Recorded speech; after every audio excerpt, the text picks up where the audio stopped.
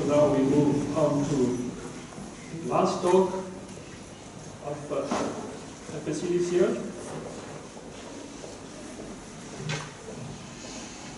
The talk is entitled Optimal PRFs from Blockcipher events.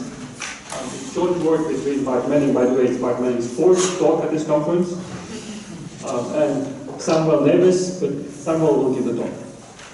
Thank you.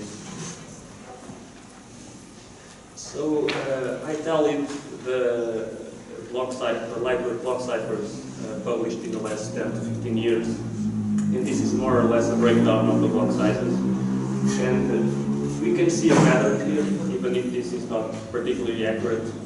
We can see that there are a lot of 64-bit block ciphers proposed, some of them in use. And when we have 64-bit blocks, or small blocks in general, bad things start happening with large data volumes. There's a few results here. We have the name and logo for Swift 32. But we also have the attacks on counter mode by David de Groot and Gaëtan Lausanne in Eurocrypt this year. And on the Wagner-Carter side, we have also a paper at Eurocrypt this year that attacks it optimally when instantiated with a block cipher instead of a PRF. So some of these modes, in particular GCM, AES, CCM, Wagner-Carter counter mode, others, they don't really need a PRP. They don't need to be invertible. So why don't we design PRF instead? And the answer is that we do.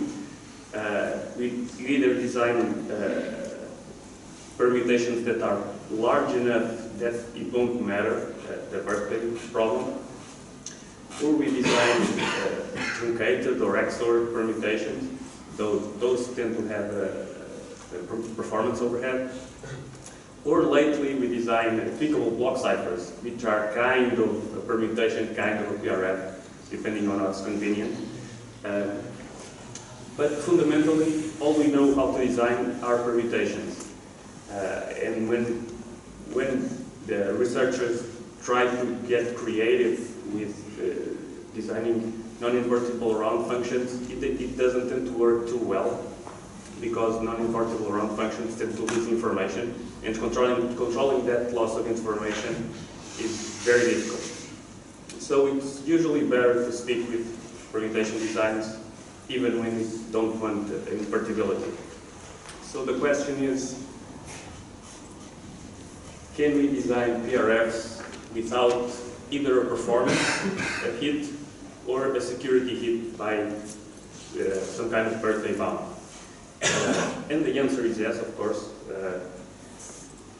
But first, we have to take a small detour, a theoretical detour, and generalize the EDMD construction.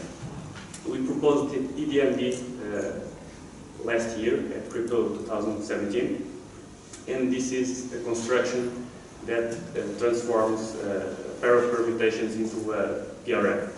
And this is an optimal construction. But it reduces very easily to the XOR of two permutations. It's a very simple reduction. So there is no reason that we can limit ourselves to just two permutations. We can keep going. And this generalization also has a very simple reduction to the XOR of D permutations in this case. So now we can get to the point. Our design principle takes a regular block cipher design, which is a composition or a composition of rounds usually. Basically all block ciphers are designed this way. And we simply add feed forward in the middle in various points that we can use freely. And this is basically provably secure if the permutations are good enough. If they are not, that is the question. What happens when the permutations are not ideal? So this is usually what happens with real designs. Feisler ciphers also use designs imperfect, wrong functions, key alternating ciphers, and so on. So before we settled on this structure, generalized in EDMD, we went through a few other provably secure ways to transform permutations into PRFs. And one of them is truncating either permutation. I'm using here only two permutations, but of course this can be generalized to several ones. And we can truncate and then concatenate the truncation of both of them. But this gives us direct access to both of the permutations, and these permutations can be weak. So this is kind of a risky construction, and the attacker gets too much access to the output. So we don't like this one. Besides, truncation doesn't give you optimal security. It gives you better than birthday security, but it's not too good. We can instead XOR these permutations, and this is probably secure. It's optimally secure with good permutations. But with weak permutations, it's kind of risky because many properties, differential, linear, what have you, they can get through even the XOR of the permutations. So this is still a risky proposition in terms of real design. We also considered encrypted Davis mile from Pagliatti and Stilhan. And here, this is already a better proposition. It's not as risky as the ones before, but the attacker gets some control over the middle state. And this is kind of dangerous, and there's an obvious attack if the first permutation is differentially weak. We have an obvious way to create collisions. And furthermore, there's not a clean generalization to more than two permutations on this construction. So finally, by elimination, we stuck with EDMD, which not only doesn't give any control over middle states, over intermediate states, but it also always masks the output with the full application of the Blockcipher. So this eliminates a lot of possible attacks, and to my knowledge, it looks like the least risky option available. So, since people like targets, I'm giving you one. This is called AES PRF, and it's basically, you take the AES here with 10 rounds, and you have a feed forward in the middle. And you do the same for the other instance of the AES, if you want. But of course, this is not the only reasonable choice. You can have a feed forward slightly before, slightly after, more than one feed forward. There are more options here, but this looks like the simplest and more natural construction based on the AES. So the security here, it's hard to assess. Most attacks on the reduced round AES don't really work here because everything is masked by the full AES. So the existing distinguishers for the AES, like the yo-yo games and the subspace trails by Lorenzo Grassi, none of those attacks really work here. You don't have enough access to use those distinguishers.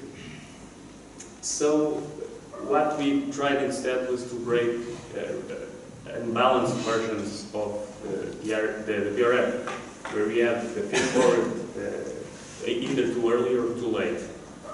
So this is a trivial example, which is just Davis-Myers, and we can recover the permutation easily by XORing back the input. So this is no better than just the normal AES. There's nothing here. But we can try to add a feed forward one round after. And this is already, this is the first non-trivial case. So here what we have is, here we can exploit the fact that the ES round only affects 4 other bytes. Each byte change only affects 4 other bytes. So we can try to guess the key 32 bits at a time and verify that collisions don't happen on the bytes that we affected. So this leads to a simple key recovery in more or less the birthday bound and to the 100th time, which is not negligible. On the other side, it's easier because there's no final mixed columns. And without final mixed columns, what we have is an output of the form SBox XOR with its input, and this is a very biased distribution, and so it's immediately distinguishable. So from this, we can guess that it's preferable to put the feed forward earlier rather than later. And finally, we tried to attack AES PRF with the feed forward 2 rounds on, but we didn't find any good strategy. It seemed like it should be breakable, but some other new trick is required. So now let's pretend that the AES PRF is completely secure. And we can apply it to GCM, here picture, and we can see that the security bound has 2 quadratic terms, and these quadratic terms are purely because the PRP is there, because we're using a Blockcipher. So when you use the AES PRF, those terms disappear, and GCM becomes more or less optimal as a mount. No longer a birthday problem. We can do the same to GCM SID. And SID is more interesting because we have a key derivation there. And this key derivation uses 4 calls to a truncated AES to try to derive 2 uniform keys. And we can simply replace this by direct applications of our PRF, which minimizes the number of calls. And like with GCM, the birthday terms in the security bound disappear. We can also do the same for clickable Blockciphers. There's nothing inherently impossible to do that. For example, we can use skinning with the feed forward in the middle as well. And this gives us a compressing PRF, which is particularly useful for authentication modes. For example, protected countersums for PMAC1. In particular, some modes were presented yesterday for tweakable Blockciphers. They can be instantiated with the FastPRF, tweakable FastPRF, and those bounds will be slightly improved because here we will have a perfect PRF instead of an imperfect PRF, which is a tweakable Blockcipher. So, some suggestions for future work. We have, you can try to use a single permutation. This helps the key schedule cost. This is interesting if it works. It's unclear whether it works or not well. And we can try the same trick for the public case. For example, a sponge that is not invertible, which is useful for example, random number generators, where we get forward security for free. So, if you want to take anything away from this, if you're a designer and you're designing another lightweight Blockcipher, consider adding a PRF node. It's cheap, it's not hard. You may want to distinguish between PRF and PRP calls. maybe different constants, round constants, or something like that. If you're a cryptanalyst, try to break a yes PRF, or at least understand better its security. And if you're a theorist, maybe try to minimize the assumptions for EDMD. For example, I suspect that the first permutation doesn't need to be a PRP. It may be able to get away with just a universal hash, but it's just a guess. And maybe some fancy way to design a compressing PRF from a non-clickable PRP design. And that's it. Thank you very much.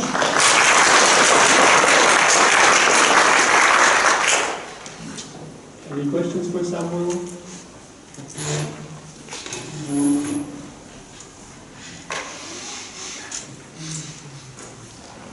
So I have a quick question. You proposed a challenge scheme with feed forward after around 5, 6, and 7. So what is the claim security level for this challenge scheme?